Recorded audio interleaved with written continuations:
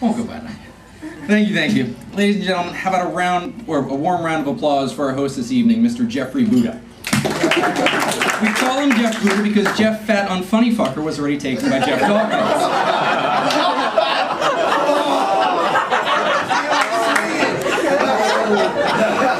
Speaking of Buddha, most of you guys know I'm a big believer in karma. And karma's balance in life, for those of you who don't know. And the world witnessed an incredible event, a time of hope with the recent election of Barack Obama. But to balance everything out in scales of karma, there has to be an equally horrible and degrading event that takes place. Tonight, people is going to be that event. Just to prove how opposite of an event that will be, tonight we'll be auctioning off the ownership papers of Jeff Dawkins to help pay for the cost of dinner.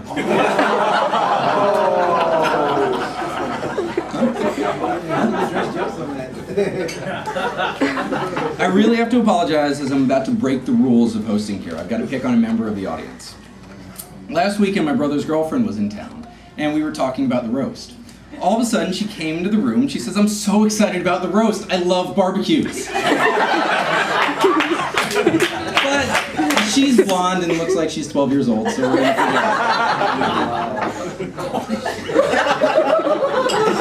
it. Getting back to my fellow roasters, or rather would-be roasters. Some people only know Chris as an overweight, balding drunk who somehow can't manage to keep a job for more than 3 months. And while the truth may be on their side, anybody who can drink warm Captain Morgan straight from the bottle is still a great guy, and we miss you. What can I say about Ed? I've known him for years as Jeff's creepy dad, but we've never really...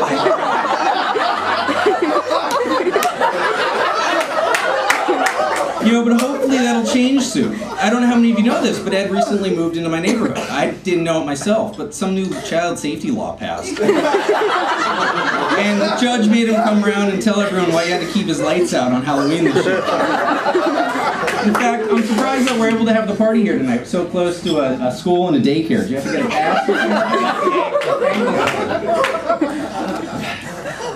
Dawkins. You already hit me, dude. You're the Schwartz song that my dad never He wanted to adopt you, but he couldn't since you're not technically allowed in the country. Wow. Marlon. Marlon. Taste me, bro. When Mendelsohn told me you were fair game tonight, man, did I get excited. Oh. But I figured, like every other important situation, Marlon just doesn't count. Unless, of course, you need someone to tell everyone else how they're doing their jobs wrong.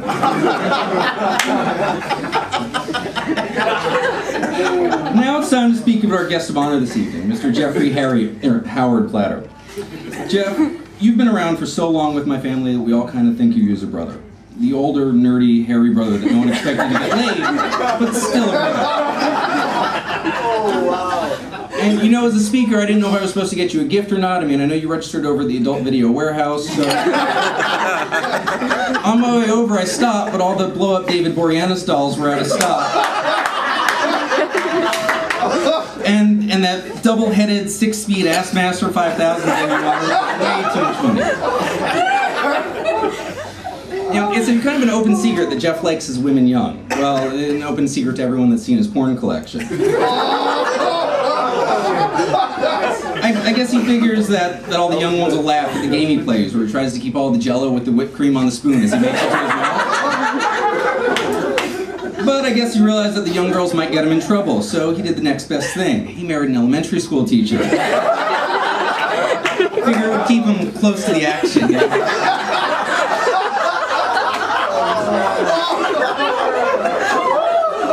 Now, I've got to admit, I was kind of upset when I found out you were dating Jeff. It meant that somebody somewhere on the planet voluntarily wanted to spend time with Jeff. And I was upset because I couldn't figure out why. I thought you might be trying to take advantage of him.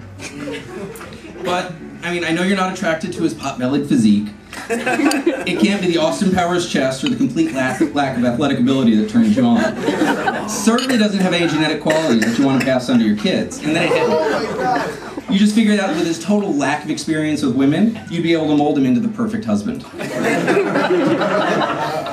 Now, Jeff, marrying Hope is probably one of the smarter things you've done. I guess it balanced out some of the many, many stupid things that you've done in your life.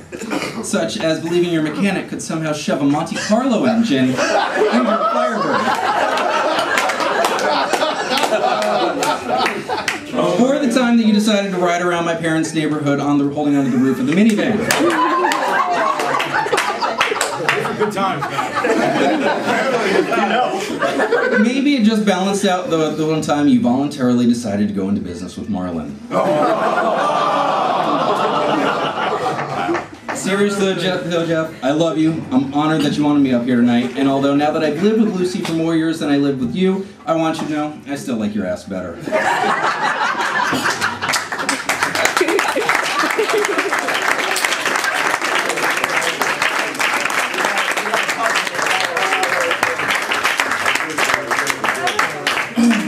This might be Getting hot hot. in here, Jeff. Yeah, get a little warm. Who asked for this? I know. That's right.